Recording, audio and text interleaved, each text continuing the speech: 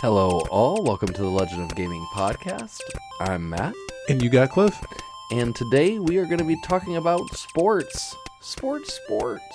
But first, before we get into the podcast, let's get into our Cliff Notes. Cliff, what do you have for us? We have a few Cliff Notes, just a few things that we need to cover. The first one is my dad actually left a note for us. A small little quote. It's for chess. Be my poppy. Here's the quote. Chess is a puzzle that changes with every move. Pretty nice. I'm not ready for it. You're not ready for it? I'm not ready for it. Soon. I don't even know my next move. How am I supposed to guess someone else's next move? Soon enough. The second one is actually the Cliff first Guitar Hero game. I didn't know the name of it. It was actually Guitar Hero 3 Legends of Rock. That was the first one that came out on the Wii, and that was my first one that I was actually playing. Okay. I remember I was playing Guitar Hero 2. I know I mentioned it. The song was I Love Rock and Roll. Okay. My little 14-year-old prepubescent mind couldn't get over the girls dancing on the bar. You were going crazy, weren't you? I was stuck with the dancing. Coyote Ugly, I Love Rock and Roll. That was not necessarily just the first game I played, but that was the first song that I played on the hardest difficulty and was able to crush it. Very nice. Pretty easy. Don't judge me. I know it's an easy expert song, but it was one that started me down the journey of getting better at Guitar Hero. But for the first time, that's an accomplishment. Yeah, I'm proud of it. All right. And then actually for your note was actually the first song itself. That was it? Because I'm pretty certain. I don't want to look into it right this moment. I'll do this as just a guarantee next time. But I'm pretty certain in the first set of 5 songs for Guitar Hero 2, yeah, I guarantee I Love Rock and Roll is going to be in there. Because okay. I feel like I played that in Round and Round by Rat. But also that could just be my dad's influence, you know. Was that one of his favorites? That was one of the handfuls. But it's just funny when I played Guitar Hero, there were so many songs that I felt were not necessarily mainstream to a lot of other people. Okay. That I'm just like, oh my God, my dad's played this so many times while we've been driving or cleaning the house or something. So I really appreciated the mixture of songs and all the Guitar Heroes, for sure. That's good. You reminisce with it. Oh yeah. And then our last one, I forgot to mention one game, and I had showed it to you. And it just slipped our mind. We were talking about a lot of stuff for puzzles. Keep Talking and Nobody Explodes. It was that time bomb game where potentially one person has to tell you the manual instructions to, defuse the bomb. And it's just crazy instructions. If you ever find the time you want to play a co-op game with someone, have it where there's a little high stress, definitely check that game out. It's a really good one. Is that game only in VR? Because I've seen people play it in VR also. So if you are a VR gamer, super cool. You can play this in VR. You have access. But you don't have to. No, you definitely don't have to. It actually started long before VR. Hell yeah. The fact that they moved it over to VR, even great. Okay. Even better.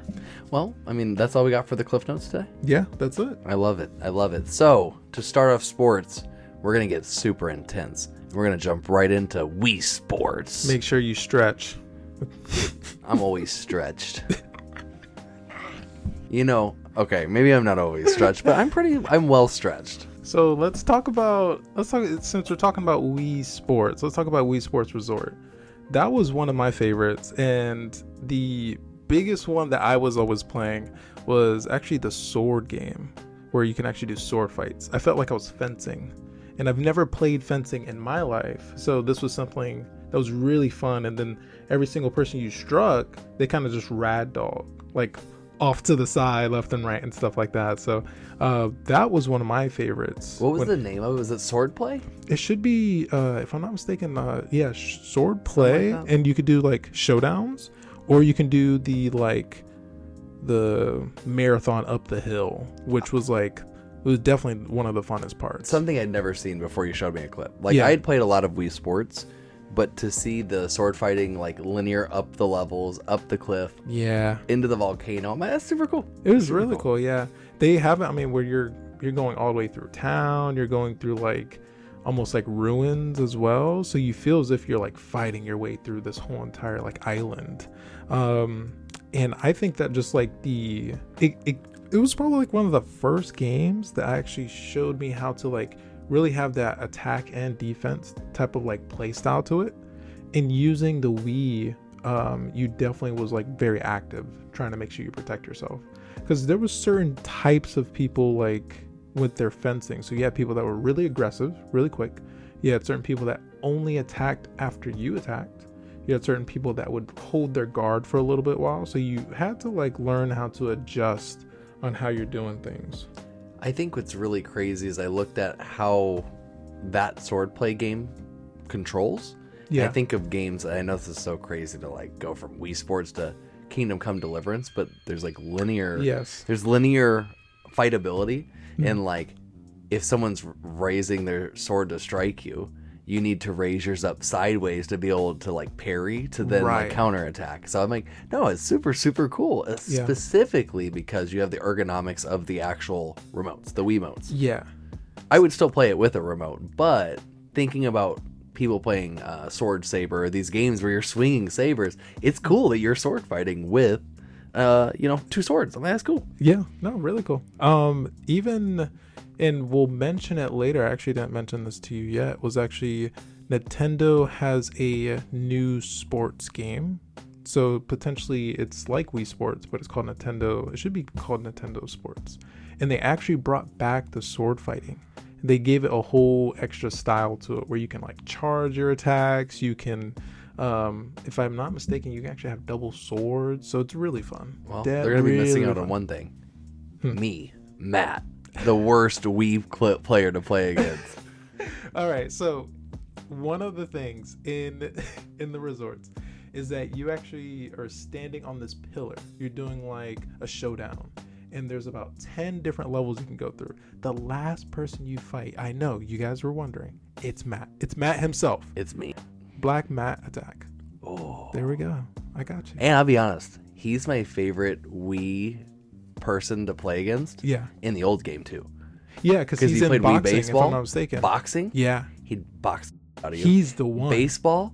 He'd literally come up and crush. If he was batting against you, he'd crush a home run. If you were pitching against him, he'd throw like 102. Matt is the fiercest competitor in all of it. I'm terrified of him. He has a little goatee and the bald head. Yeah. And I'm like, please, God. It's so shiny. He really brings me back in the boxing. The boxing, he landed some mean hits. Some mean hits. I truly, so I was younger when I played the Wii boxing. He actually would like stomp me out.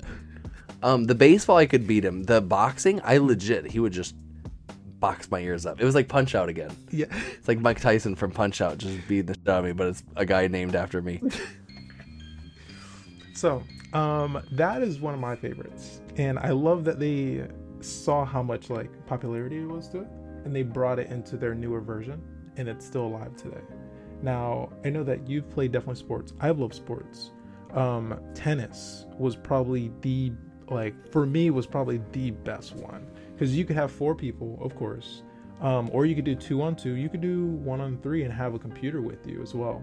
But getting them like perfect serves, and you just see the speed behind it, I felt like I was playing an anime just a little bit. And it just gave me that extra oomph. It was fun. It was really fun to play. No, I can resonate with that. Like, you see animes like Haiku, and you're like, man, can it really be that fun to play basketball? I'm like, yes. Yes, it can. Oh, yes, it can. I think Haiku is volleyball, but the principle, all of the sports in Wii Sports are so fun. Yeah. Are so fun. Tennis, bowling, those are my top 2. Those are my babies. I think to your point, whenever you play Wii Tennis, it's one of those games that has the replayability, whether you're playing with people or not. Right. Whether you're playing at a disadvantage or not, there always feels like there's the opportunity to win. Yeah.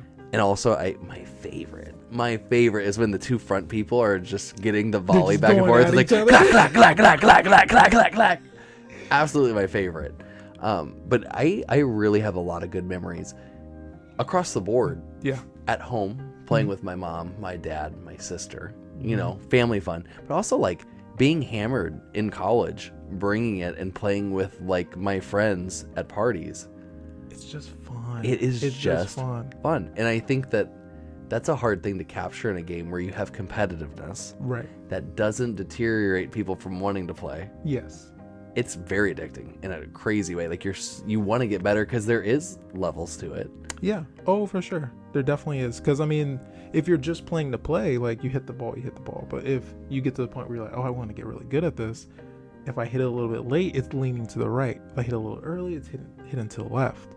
And to kind of tie in about you, like, saying, like, you play with your family, one thing that made, like, Wii Sports amazing is that it really didn't matter where you were on the scale of, like, being physical and stuff like that. Almost every single one of these games you could play. So that really made it where people that might not be accessible to playing these certain sports, they had access to it now. Well, I'll be really honest. You know, my dad was in a wheelchair for 20 years, more than 20 years. And I think that Wii, bowling, tennis, these were games that we played in my house. Yeah. But again, like to your point, it really was accessible. Some of the games that were maybe less successful weren't even really games we were going to play, like Wii Fit. Right. Exactly. I'm not like, hey, you know what, Dad, hop up out the wheelchair and hop on this, standing thing. Exactly. But the games that truly were so investing and fun, like Wii Sports or these Mario games, right, that fall down those same sports categories, are so fun, but also engaging for like every type of player. Yeah. From people who might be in a wheelchair to also like my 5-year-old niece can stomp me out in some games via luck. Right. She's just swinging like a mad woman, and I'm like, okay. That could definitely happen. But I think that's that element of surprise, right? Yeah. Okay. No, I think that's definitely the piece to it. And I know Resort has a bunch of different options as well, and they just kind of continue that piece. I recently, actually, just a few days ago, I was playing the Nintendo sports version, and they give you a very like modern, nice twist to it, and they still keep the core aspect of like tennis. They keep the core aspect of like bowling. You can still do golf, and I think that's just a really nice way where anybody can really just kind of tie in and start playing it. I totally agree.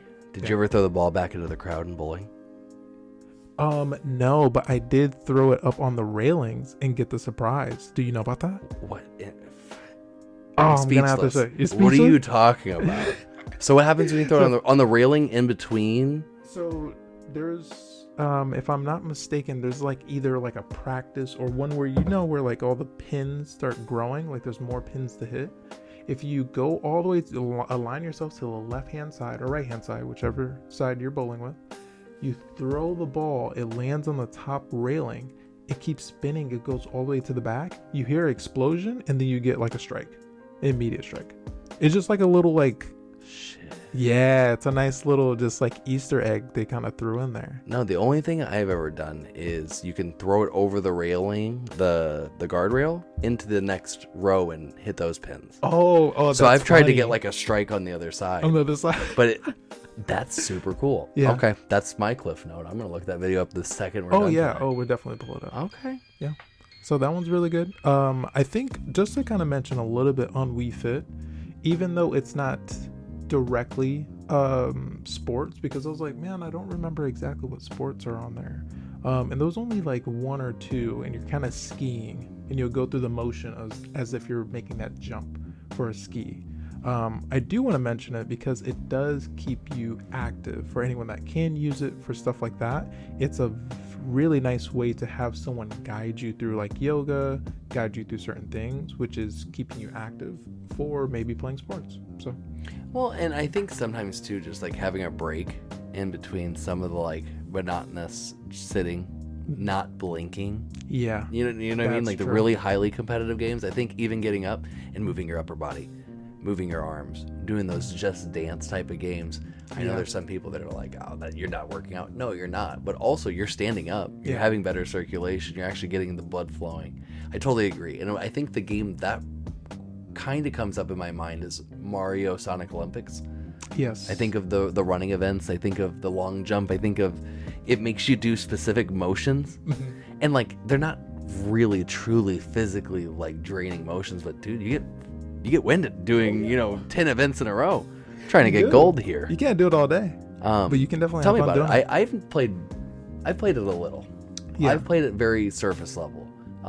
What's the top event? What's the thing that I should aim for next time when I play? I think just find something you've never played or watched in the Olympics. I think that's the fun to it, because I'll tell you, like, I've never like truly watched like what is it, like the javelin, like throwing the javelin, and then doing that in the game. It was just immensely fun. It was something that I've never tried before or actually like truly seen. So to try to go through the mimic with like my favorite characters, it was really fun. It was really fun. And I think also it's a very good invitation for, let's say you don't really watch the Olympics. This is a good invitation to see, oh, like I can see the excitement behind the Olympics. I can see it now. Is it both Olympics? I'm so sorry. Is it summer and winter? So there's certain games. So there's definitely a bunch of different games. Some, if I'm not mistaken, are specific, and some are both. Okay. So, but you do get a tie-in of both. So it just depends on which game you pick, because they do have a few. Okay. But I will say, if you ever had a feeling of like, man, I think about the Olympics, I never really get into it, and I know they pass here and there, but you want to try something that kind of gives you like a little taste of like what's going on, I think that's a really good game. I think, especially like, let's say kids like in their teenage years, they're kind of learning a little bit more about sports, stuff like that. That's a perfect game to kind of play like in the room with everybody. So, I can absolutely see that. I think it's like a good Mario Party adjacent that has a little bit more competitiveness that makes sense. Yes. And what I mean by that is, like, Mario Party is a little luck and it's a little chaos, and then there is skill added in. I think this is a little bit more skill. Yes. And a little less chaos, I really like the characters though, and I think that's where the beauty is. You have that IP of Mario, Sonic, Tails. Is a little ludicrous. It is a little ludicrous that Sonic and Mario are head to head in a foot race. Listen, we were watching this earlier, and I watched as Sonic was just playing with their emotions. He was right at first, as if they had a chance, and just like, I don't know if you guys seen what is it, Invincible, where Dash is like, he's going back, he's going forth, his family's like, oh no, make it a close second. I just felt like that. I didn't want to be judgmental. I thought maybe he hit his head, got those coins knocked out, had a little CTE, and he just forgot that he was fast. Must have been. He was like, you know what, I'm gonna jog this one out. I'm like, Sonic, you're so much faster. I think he saw this and was like, oh, this is the open ceremony, we're just that's madness. Do they have curling? Curling is the one with the ice bricks where they do have it. Yeah, I'm almost like 80% sure they have curling. That's my favorite Olympic event. Really? Okay. Yeah. Okay. I can totally get into it. Yeah. And to kind of like last note to it, if you ever have looked at Olympics and just seen the level of like how people like practice, all the different things they do behind it, you getting a feel for what are like very popular characters, Sonic, Mario, all of them, and seeing what they do, you now have like a little bit of a different appreciation for what they go through when you do actually like watch the Olympics. Okay. I'll be honest, I can't even wrap my head around it, but I guess whenever I play and I like go through the actual trainings that they do, I'll get it. Because, like, to be really candid, the only time I've played it's like the walk-bys where I had the game. I used to have a job where we would play games with kids, so we'd get games in for free, and that was one of the instances I played it. But more people favored the Mario Karts, the Mario parties, so I didn't really get to, like, dive deep into the game. Right. So what you're saying, and if I'm understanding, say I go to do a long jump event, there's also, like, a warm-up training that it shows you different things that the character would train to warm up for the event. Potentially, because it would show you like almost, potentially they play it off almost like a tutorial. And this kind of gives you just a perspective of like, okay, like this is how they have to warm up. This is how they have to like practice and stuff like that. I totally get it. Like a hop, skip, and a jump. Yeah. Like a hop, skip, jump event where you're going to do the tutorial where you hit X, you hit circle on time, you hit triangle on time, but the cadence of that's gonna, lead to a better jump. I totally get that. Exactly. Super cool. Yeah. Super, super cool. I've never really invested a lot of time into that game, so that's gonna be something we have to jump into. It's definitely one that's like a little bit off to the side, and I've got the opportunity to play it for a little while, and it definitely it left a mark with me. So really good. I love that. So jumping from Mario and Sonic, the Olympic Games, what Mario sports games have you played? or what Mario sports games have caught your attention? Because there's a lot. There's Mario Tennis. You've got Mario Golf. You have Mario Basketball. No, you don't. No, you don't. I was like, but that would be cool. It would be cool. It was a test. I'll tell you right now, I probably would wind up playing it. I would. I don't believe there's a specific one, because I know when it came to just like Mario alone, it was really like me playing Mario Party, Mario Kart for sure. When I saw the Olympics having like Sonic and Mario and having a favorite for them, I think that's why I leaned into that one, and that I definitely had the experience with it. But was there anyone that you had played by chance? No, I actually love that that's how you viewed it, because same boat. Mario 64 was like that first 100% game for me. Even when I was a kid, I was just so drawn to it that whenever I looked at those other sports games with that IP, I just found it not as appealing. Okay. Right? Like I was like, I don't know. Mario Kart I did do. But that did break with Mario Golf. I did break that with Mario Golf, because there's other golf games. I actually have 4 golf games I'm going to talk about. So really? Okay. I have a handful. But that was the one that really broke the mold for me. Mario Golf was really the one that broke that for me. Now, the reason was I was really a big Hot Shots golf fan. Played a lot of Hot Shots golf, and I'll get into that after. Okay. But the thing that I tend to get bored with in a sports game is I don't play the sport in real life. Right? So like, why am I here sitting playing something that doesn't have an extra element of something? Me being able to smash the ball with a gigantic hammer down a course, really appealing. Yeah. Me being able to blow it up or shoot a bomb and blow someone's ball off the course, super appealing. Right. I think it's just, again, like, it's that Mario Party element opposed to playing a Mario game or Mario Kart. I just really enjoy golf, but the thing that would really just lose me is just the monotony. There's no monotony to this. There's always some random chaos that makes the game chaotic for everyone, and I can't get enough of that. It has infinite replay value for me. I can see what you're saying, because when it comes to sports, there is a love for it, there is a lot of fun with it, but there's also a level of repetitiveness depending on what you're doing. So I can see, like, playing golf, it's like the best part is like, the courses are changing, like if you're going to different courses and stuff like that, but you're getting that same feeling. This, having the elements that are kind of changing the game, where it's like, oh, this is complete chaos, keeps that appeal in, which is very nice. I like that you see it that way. Was there any golf games that you were drawn to before I go down this list of mine? I think just one that I definitely want to mention is What the Golf. What the Golf, to kind of just tie in exactly what we're just talking about, is just randomness, but it is still golf in its own way.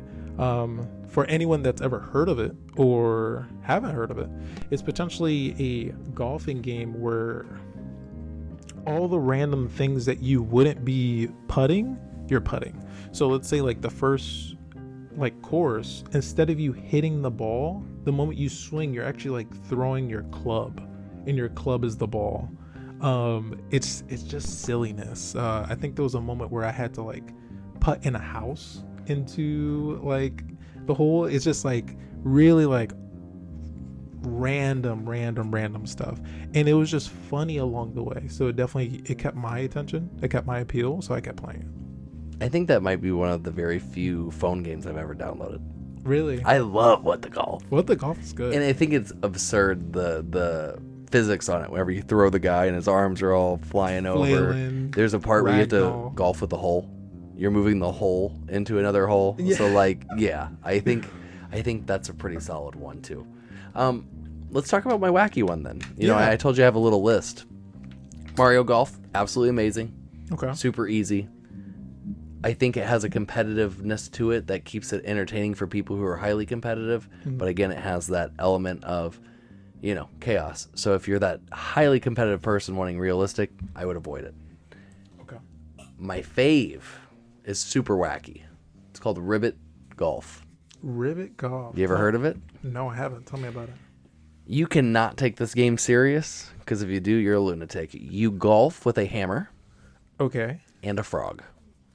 Really? Ribbit golf. So what you do is you have a frog on a like a, what is that called? The little toadstool, little green thing, little pond. Oh, the pond flower, like lily pad. Lily pad. Lily pad. So you have a frog on a lily pad, Mm-hmm. and you pull out a gigantic hammer.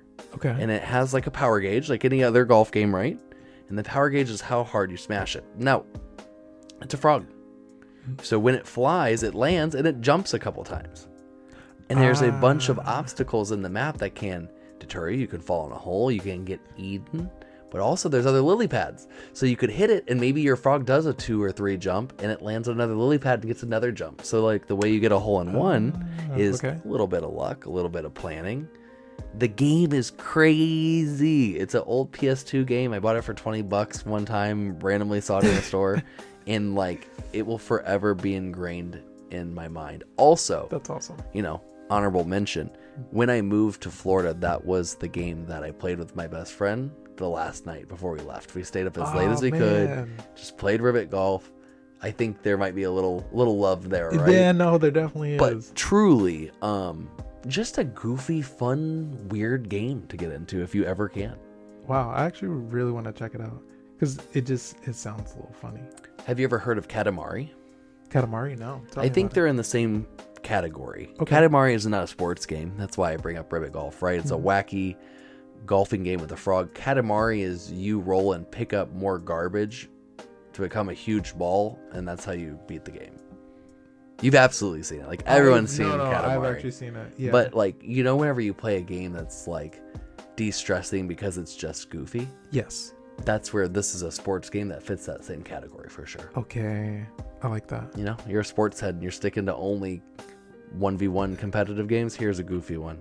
Take some shots, play some ribbit golf, drink your soda pop, have some fun. I like it. What was your last one? You had one more for us, right? So I started with Mario Golf. Mm-hmm. I mentioned Hot Shots Golf very momentarily, so like I'll give that a little love. I think Hot Shots Golf 2, if you have a PS1, you have a PS2, maybe you have a PS5 and you have access to the old games, download it. I think it's just a little nostalgia. Mm-hmm. I got both platinums. They weren't really easy, to be honest. It's actually a little stressful. So if you're a trophy hunter, beware. But dude, it's just a very linear, fun golfing game that's simple. That's all you need sometimes, too. There really is. I gotta bring up this gold nugget for everybody. Ooh, I know what you're... If you've ever played Need for Speed Underground, you're like, man, this is the best soundtrack I've heard in a game. Or if you even thought it was good, I'm gonna tell you right now, the game I'm about to mention is a sleeper. You have no idea how banger of a soundtrack it has. Because you surprised me when you showed me. Tiger Woods PGA Tour 2004 has one of the best soundtracks to any game I've ever played in my life. I'm letting you guys know. He played the soundtrack a few moments before we started, and I can concur. He's spot on. Banger after banger after banger after banger. And it's actually like ludicrous. Like you're going to listen to the soundtrack and you're going to be like, what was Tiger Woods cooking up? There's a chance Ludacris is on it. Actually, I'm pretty certain Ludacris is. I would definitely say, you know, if again, we talk about goofy games, you have this ribbit golf, you have that wackiness, you've got Mario Golf, you got a little bit of competitiveness, but wackiness mixed in. Hot Shots Golf, we're getting a little bit further away, right? We're getting more towards actual real golf. Yeah. Very big-headed characters, very funny. Tiger Woods PGA Tour is going to be the most realistic. Right. But hot damn, that soundtrack, you're not gonna be able to make any shots because you're gonna be dancing. Now, I truly, truly love all of these games for different reasons, but I know that some of our gamers out here really take sports serious. Right. They follow, they bet, they have stakes in players. Mm-hmm. What are the games for me as a serious sport fanatic that I should jump into? I think it's definitely going to be Madden. It's going to be 2K. And then definitely FIFA. I think everyone that plays these 3 games, these big games, definitely really appreciate sports. And it's one of those games where you're really following, I think you're following, of course, the sport, but you're also following the players. you're not getting random players or anything of that sort. You are following like characters or anything of that sort. You're following like actual people, so you're seeing their progression through the game and over the years of what their stats are, stuff like that. And I think that's one of the things, like, you just have to have appreciation for either the team that you have or a specific player that you're like, man, I've always wanted to play like them, or I've always wanted to see them in action. I think that's where the draw to it comes from. And from what I've seen from the older games to the newer games is a lot of the newer games have careers where you can actually build your own character, have them go through the process of, like, you know, becoming a part of a league and stuff like that, depending on what type of sport we're talking about.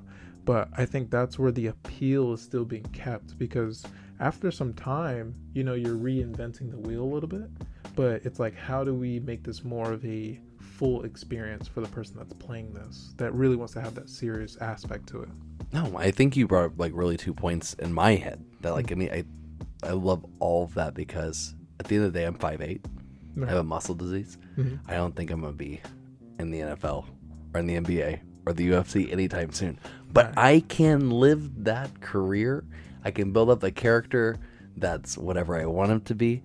And, like, I think that truly, that's something that me, as someone who doesn't play a lot of sports games, might bring me over, right? Right. Being able to make that character in a college football game and then potentially draft them at the end. Because that's where these games are getting to, where, like, even there's crossovers where you can draft your character and you can have it go from just that game to here's where they're going to end up. And then whenever you transition to the NFL game, you may not be able to move the character over, but it's kind of like, you know, you get that feeling. Similar lore in the sports world, right?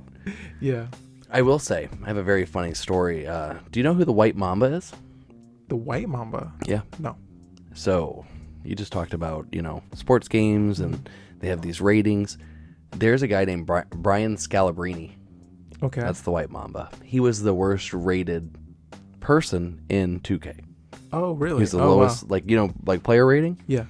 And what's funny is he came out, I think maybe post-COVID, and people talk so much shit. They're like, I could be in the NBA. And he came out and was like, I'm the worst rated person in 2K. I'll play anybody in real life. And he shows up. That's awesome. And eviscerates people in real life.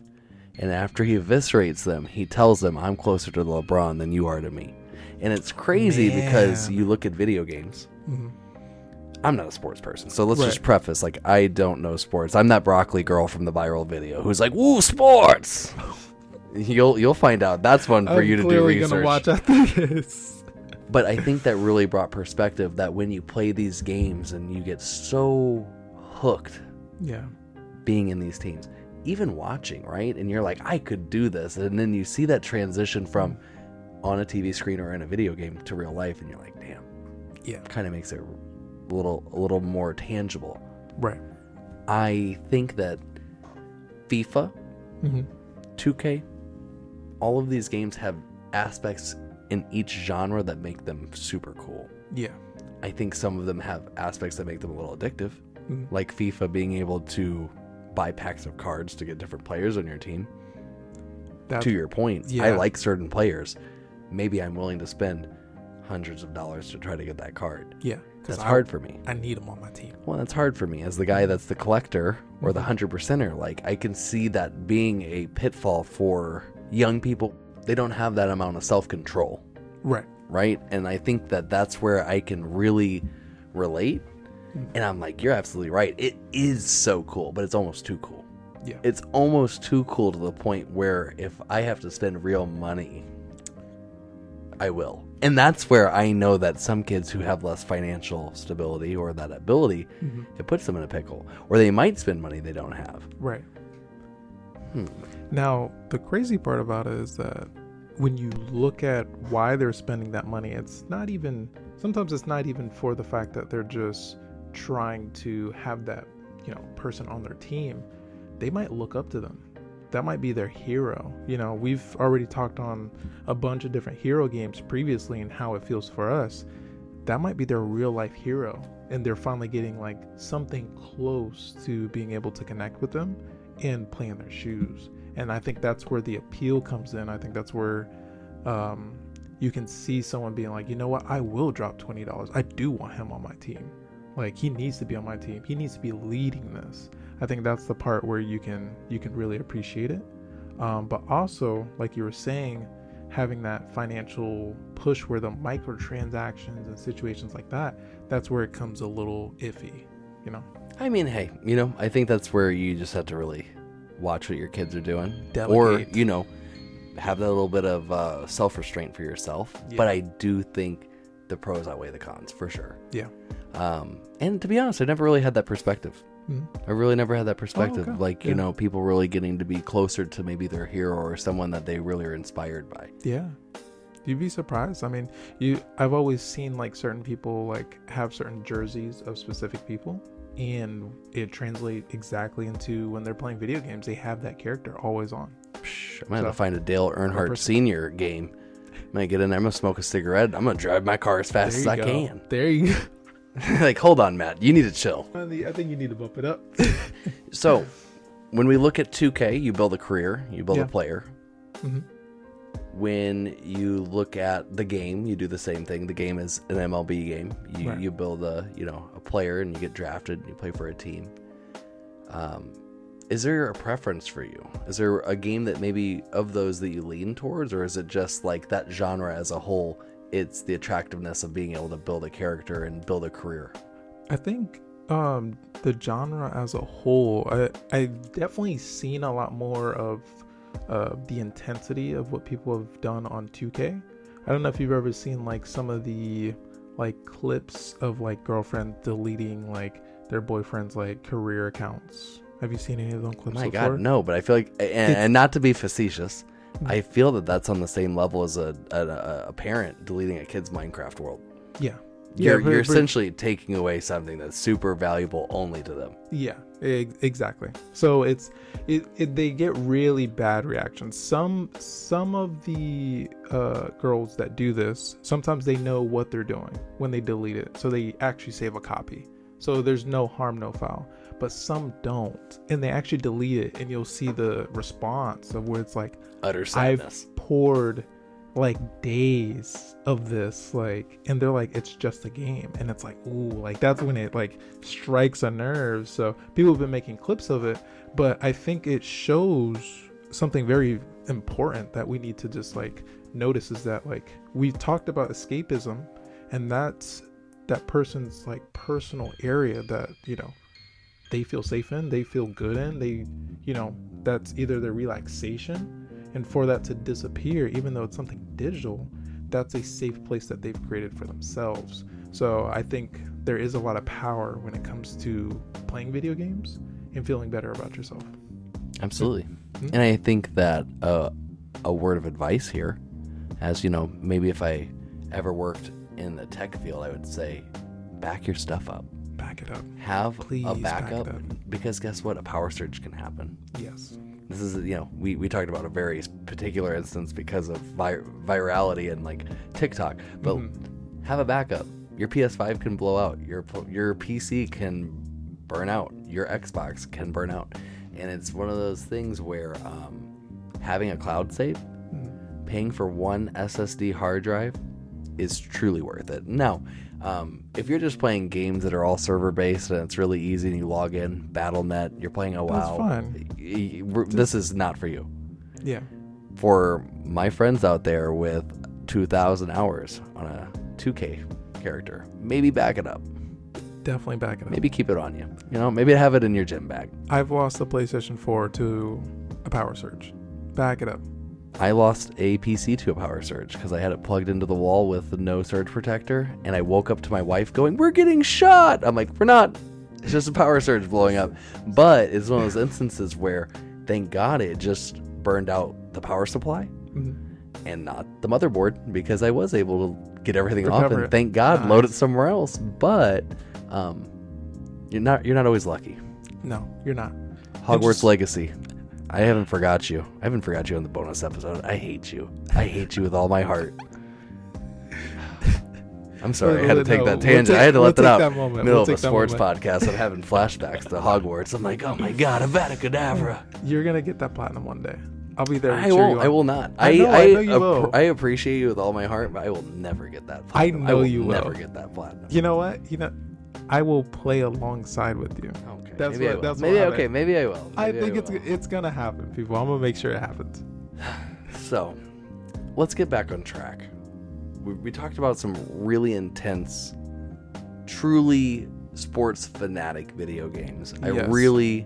I don't have a lot to say on FIFA. So for the record, if you have something to tell us about FIFA, 2K, the show, Madden, please. Because the other note I would say before we hop off of this is it has blown up. I have seen TikToks. I've seen Twitch streamers who they just play with Madden on the whole background. They walk around and play. I've seen Sketch. I've seen these people who've gotten really huge off of just sports games.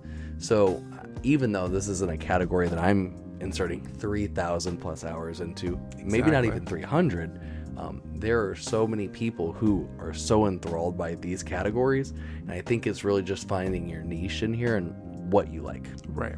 And when we look at it, I know that we definitely have a certain amount of time in all these games. We do look at it and from a perspective of how do people appreciate this game?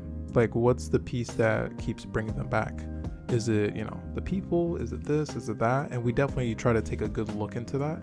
And I can appreciate people that do play sports games after doing the research that we've done. Well, I mean, should I throw another curveball at him, Cliff? You should, absolutely. They're ready for it. Let me tell you about the original BBL, okay? The Backyard Baseball League. Now, you may not have been thinking about the Backyard Baseball League, but me in there playing in the league, I wasn't, for the champion of the universe, I'll tell you, we got some good times. Okay. Now, I had to bring Cliff up to speed before we got into this podcast. I really think anyone who's never played Backyard Baseball should, take 2 minutes and just look up a clip of the characters. Yeah. And the reason he's saying this, he's smiling at me right now too. There is just, just remember when games are made during certain times, things are projected in a certain way. That's just the best way to say it without going into the details. Check it out, go from there. And I think that's I'll leave it at a safe place there. Backyard Baseball, absolutely a little shout out game. One of the few baseball games I played in my life, along with, and the other, gotta give a shout out, Ken Griffey Jr., the home run derby game. Oh, what's that one? I used to have my friends come over to my little house. I lived in the middle of nowhere, 600 people in my town. So weekends were coveted. Okay. I had multiple controllers. I'm either going out to my friend's farm or we're all coming over and we're playing. Ken Griffey Jr.'s home run derby. Okay. You didn't have to play baseball. You didn't have to play innings of baseball. You could just sit and pick your character. It was at the time, realistic. Again, it's in 64, so it's as realistic as it could be. But it was a home run derby game, and you just do home runs against each other. And I think at that point in time, being like 6 or 7, I wasn't looking to play a sports game for the actual rules. Right. You're looking to play for those wow moments. Yeah. The home runs, the knockouts, the finish line moments, right? That game in particular, 10 out of 10. Yeah? Loved it. Okay. I think it didn't age well, unfortunately. I think there's some games that it's more of a nostalgia moment, right? And that's okay. And you really look back and you're like, damn, it's such a good game. And then you get your hands on it and you're like, ooh, this might have been a little bit of misplaced effort. Yeah. This is one of those games that if you know, I definitely think it was good during its time, but maybe no. I'll get it. I'll get it and I'll let you know. Okay. It's not going to be an Ocarina of Time or a Majora's Mask. It's not going to be a timeless treasure. But I do love Ken Griffey Jr. Shout out. Okay. I like it. And I know that when it comes to baseball, I actually didn't mention on the Wii playing baseball. Because that was actually a lot of fun. Just a small mention. Really I mentioned that I killed it, but that was it. I will say Wii baseball, it's challenging. It is. That's one of those sweat games. I already know I'm gonna be sweating a little bit, so I'm gonna take off my socks. I'm gonna get comfortable real quick. Yeah, that one's a good one. So let's do a little transition. We talked about sports games that are good for sports because they're linear with how you play the sport. Right. What games brought you in because of a different element, such as the music or the take on the sport? And I'll give you 2 examples, and we can go down either path, okay? Okay. Tony Hawk Pro Skater. I longboard. I don't do tricks. I've never skated like that, but I was so attracted because of the soundtrack. And there's a lot of games out there that will do that. And I think you mentioning that, it's when you look at sports, there's certain music that is tied into it. So tell me what's the music that you were hearing when you were playing? Well, Tony Hawk was more upbeat, scatty, a little punky, right? Bum, bum, bum, bum, bum, bum, bum. It had a little bit of that upper beat to it. Yeah. But I think the ones that really brought me in were funky beats. Okay. And that wasn't really like a Tony Hawk. Tony Hawk really had a lot of rock music, alternative, again, right? Like that upbeat, like music I actually listened to. Yeah. SSX Tricky, 1080, Jet Moto. I liked you showing me 1080. Wave Racer. That was actually really... And these are all very different games, really cool. right? But what were your thoughts on 1080's soundtrack?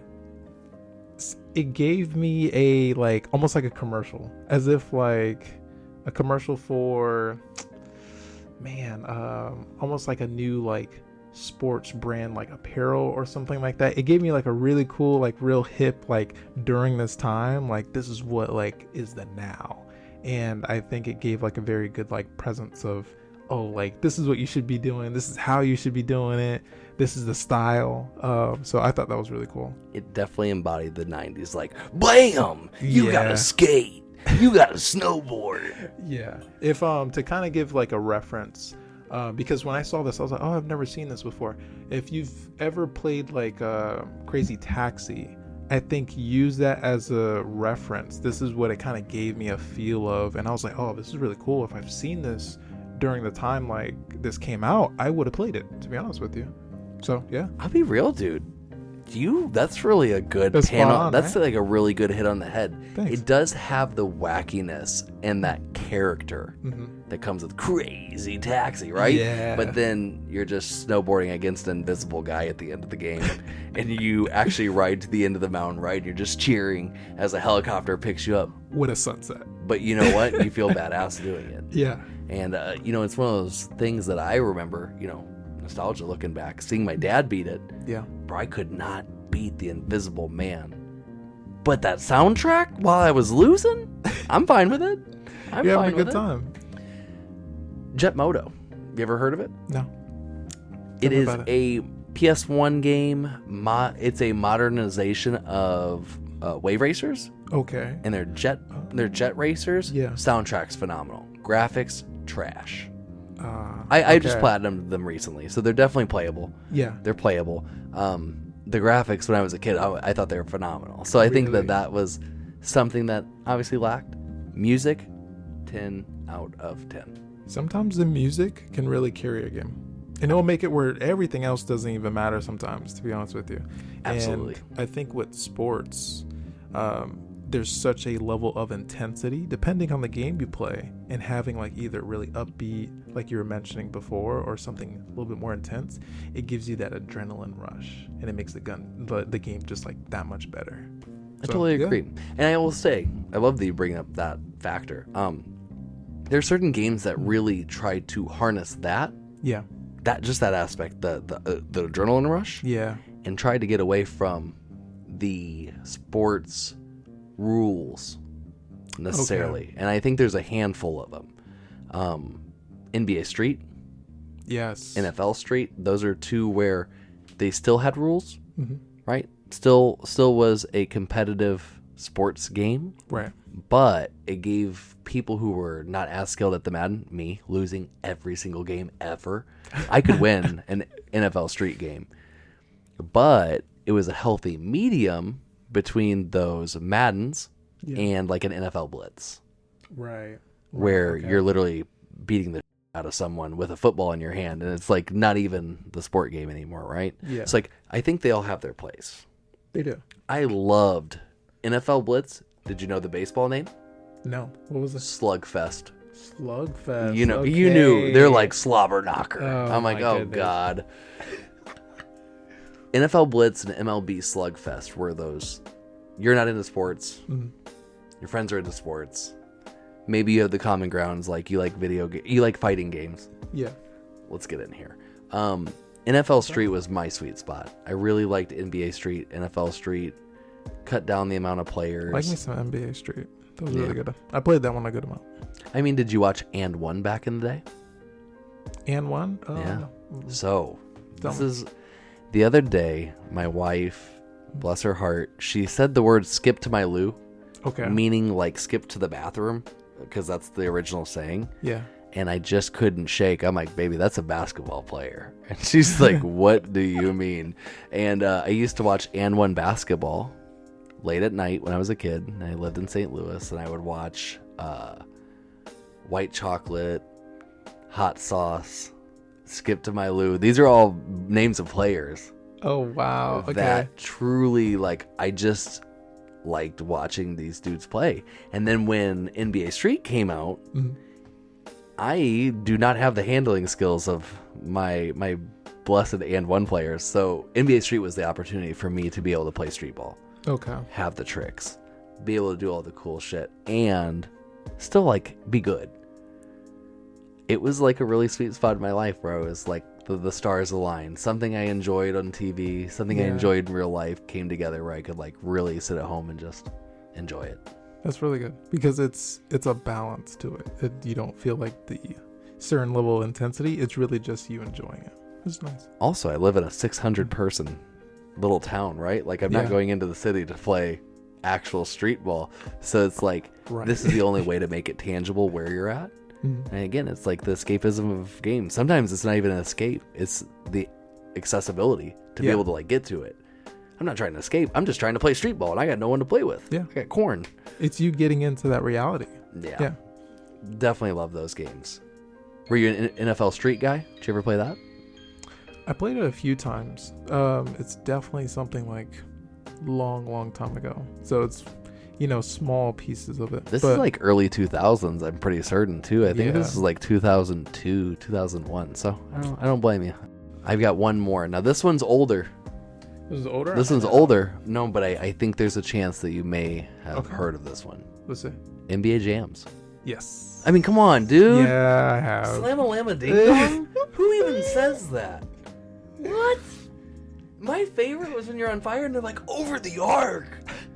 From beyond the arc. Over the rainbow. NBA Jams was the most competitive I feel like I've ever been in a sports game.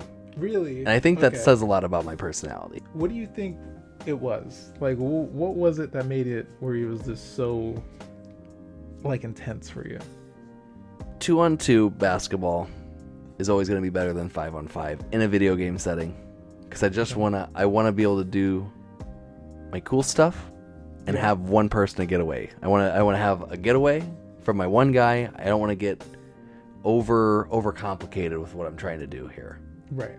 A lot of the modern day sports games where you're like picking which hand the ball's in to be able to throw and do this and like run. No, too much. The second thing is, other than it being simple, the fact that I can do a dunk from the 3-point line and the ball be on fire. You can't do that in any other basketball game. Come on. No, you can't. Third thing, I started with it. Slam-a-lam-a-ding-dong? This kind of verbiage is in no other game. So I'm like, I will play my bobblehead basketball. I will pick any team other than the Tennessee Grizzlies. God, I hated them. And to be honest, like, I think it's just that nostalgia of being on the N64 and playing it. And like right now, in 2025, we can go to 3 arcades here where we live, and it's in all 3 of them. Okay. So I think it's just one of those games that it stood the test of time. They didn't have to do anything to it. You didn't have to change the graphics. It's perfect just the way it is. And like, you really can't get mad. It's just a goofy game running around with huge bobblehead guys slamming basketballs and shooting from like 50 feet. It's just fun. It's just fun. You actually triggered me to think about another one. This is like a really old one, and I'm positive you know this one. I'm gonna give you a glimpse, just a real quick glimpse. I'm showing him a photo here. I'm wondering if he's seen it. Oh yeah, he has. Oh my good God. If you've seen Space Jams, there is a game, and I'm telling you right now, it's good. It's good. It is. No, it good. is. And you know what's Really crazy? good. It's This is so pre-NBA good. Jams. It was what? That's pre-NBA Jams. Yeah. I think that's Super Nintendo. This is probably the oldest like sports games that actually like came to mind. Is probably this one. This was good. No, and what is this? 5v5 NBA Jams with Michael Jordan and Bugs Bunny. You know what? I retract my statement about 2v2 basketball being the best. I think I need a regroup, and I will let you know next podcast. I like it. I like it. Yeah, you triggered me to think about this. I was like, man, I haven't thought about this one in a long time. That looks pretty phenomenal. One's a really cool game. You guys definitely, if you don't play it, at least look it up for a second. I'm playing as the Monstars. The Monster? I gotta play as Bugs. Is there any other that you wanted to mention? I know I have one. No, I think that the one that we're about to jump into is a good place to end. The one honorable mention I would talk about is we talked about Mario and Sonic Olympics. And I had a PTSD flashback to Mischief Makers. Now, I bring this up purely for the 3 people that will hear this that are like, oh my God. So I had an N64 and I had all these random games, and there's this game called Mischief Makers. And it was essentially, you played this like rocket lady, and there's kind of these ghouls, and you fought against them, and you're like, how is this a sports game? Halfway through this game storyline is a festival of sporting events. And my God, they were impossible to beat. I literally could never beat them. I got derailed. I think I made it through 7 of 10 events, and I just couldn't beat it. It's one of the maybe 5 games that has defeated me. And seeing a clip of it when we looked it up, sent a shiver down my spine. Really? Because I don't think I could beat it now. I don't think I've grown. It's just one of those, it stays on a certain list of, I've dealt with it. I didn't pass it, but I don't need to go back. I dealt with it, and it dealt with me, and I left sad. Mischief Makers, not a sports game, but the sporting event itself in the middle of the game is the Mount Olympus of challenges for me. It is impossible. Yes. All right. I got that off my chest. And I'm glad you showed me too. Getting a perspective of it, I was like, okay, I can see this looks like it's just a little bit the controls are gonna mess with you. Well, in the transition of you seeing the ghouls at the beginning, you're like, this is not sports. To really all confused. of a sudden, I was like, they're running in sporting events. You're like, okay. I was like, okay, I see the tie-in. All right, Cliff. I think I know where this final game is going. Yes. Hit me with it. What's the final sports game for the pod today? This is gonna surprise a few of you, and not surprise all of you. But we're going to talk about some Rocket League. And Rocket League, for anyone that's never heard of it, Hot Wheels Soccer. It is Hot Wheels Soccer. That's actually spot on, to be honest with you. It became a very big game the moment it came on out. And it was something that I started playing a lot when it first came out. But there was definitely a skill cap that I did not reach, right? So to kind of give an idea, just like soccer, you'd be scoring in the goals on both sides. You can play either 1 versus 1, 2 versus 2, or 3 versus 3. They do have a few extra game modes that are a little bit more wacky and kind of extra things you could do. But those were the general games. And what I can say is that there is a certain rush for when you are dribbling the ball, you get past a car, you get past another car, and you score it, and then there's an explosion. It is something where it ties into the fun of soccer itself, also driving and drifting, and the kind of playing with this aspect of you navigating around cars, which is really cool. It's almost like a mix of a racing game and soccer. No, I think that's what has just driven it to be so popular. Yeah. All those things you're highlighting are absolutely so much fun. And the customization on top of it. Yeah. So you are mixing the areas of the gearheads who love cars. Right. Yeah, these aren't necessarily one-for-one cars. They're a little wacky. Mm-hmm. You have the people, we just talked about FIFA, and we talk about people who are die-hard for sports games. I think it's a really good, healthy medium. Yeah. It does have a high skill cap. You can play with really basic people, and you can have a great time, and you're driving, bumping cars. You get to high levels, and the cars are not even on the ground. They're just flying through the air, using their jetpacks, dribbling the ball through the air, and dunking it. Yeah. Which, you know, you're not going to just get into that game day one, but I think it's really understanding that there's levels to it. The first level is the love of the game. Yeah. You love cars, you love soccer, boom. Then you start to get that addiction of like, ooh, it does feel good to score. It does feel good to outplay people. It does feel good to dribble, maybe destroy somebody, you know, little turbo. Mm-hmm.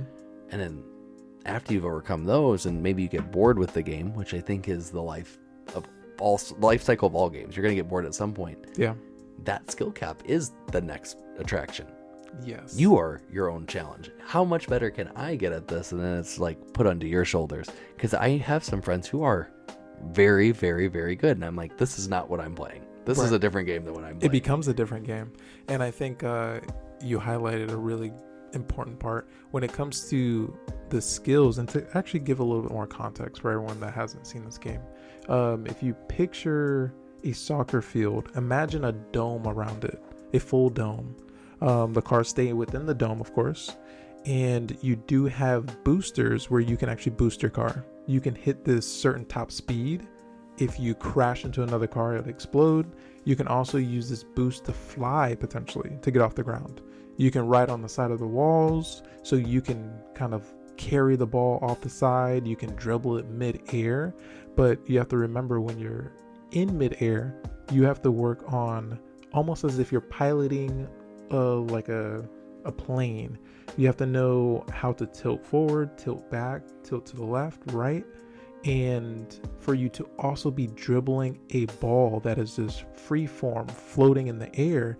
That's where that skill cap starts to come in, and that's when you start seeing these crazy like moves. If this sounds like a game where you're like, let me see some cool trick shots, look up the tournaments that people play in their trick shots. I've seen people like do crazy stuff where they're driving in reverse.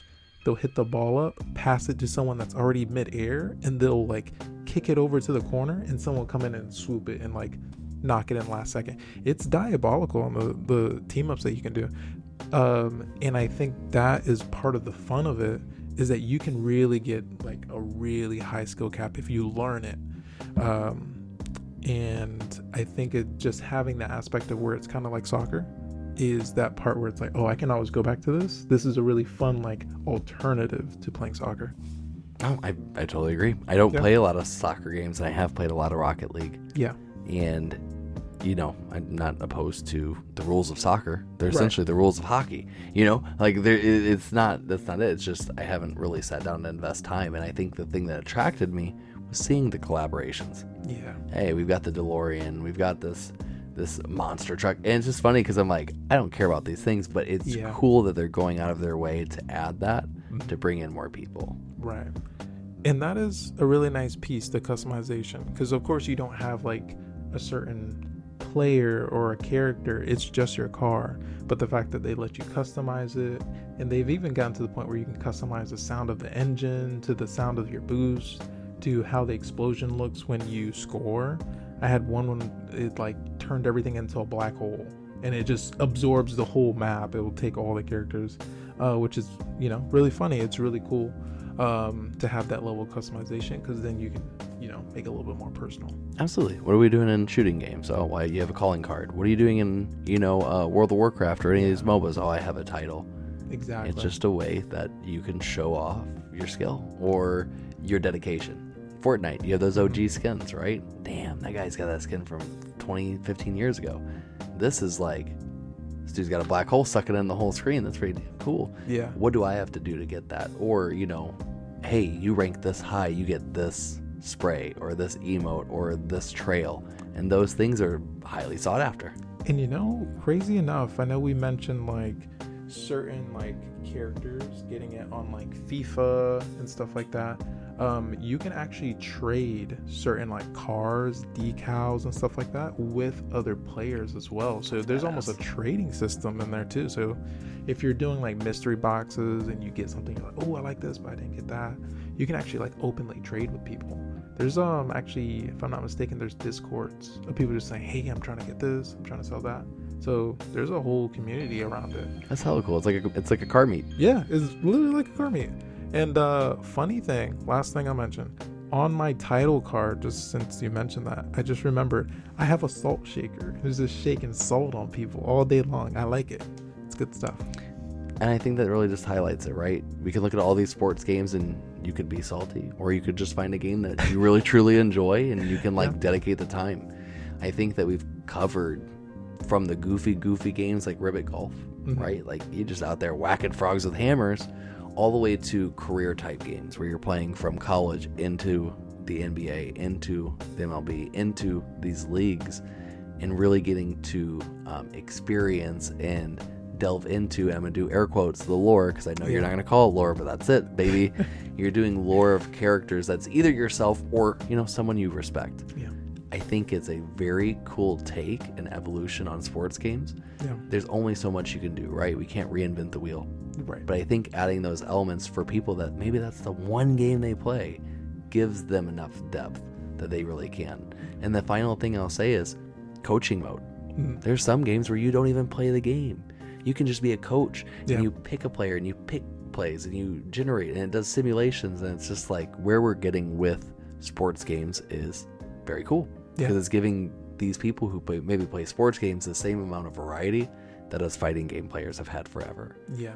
Or as variety games have had forever. You've always had a goofy variety, but sports games truly are getting to a place where you have options. some fun with it. Well, not only having fun with it, right? But you have so many options where, like, if we want to have fun, hell yeah. If you want to take it serious and act like this is a real thing, we got it here for you. Do it. And we got an app that'll connect to your phone, probably. I like it. Yeah, and I like it too. Last thing I'll mention is that accessibility. You know, we definitely give like the shout out to the Wii, just giving that ability for a lot of people not having access to be as, you know, active in a certain way, and for it to have that ability to touch certain people to get them to that point, it's really amazing. It really ties into stuff that like people just don't have access to, but now they do. So I absolutely agree. And I think that, you know, making this easily not only accessible, but adding ways that people can maybe live out things that they can't in their own life truly is like, I don't know, it's priceless. Yeah, no, it really is.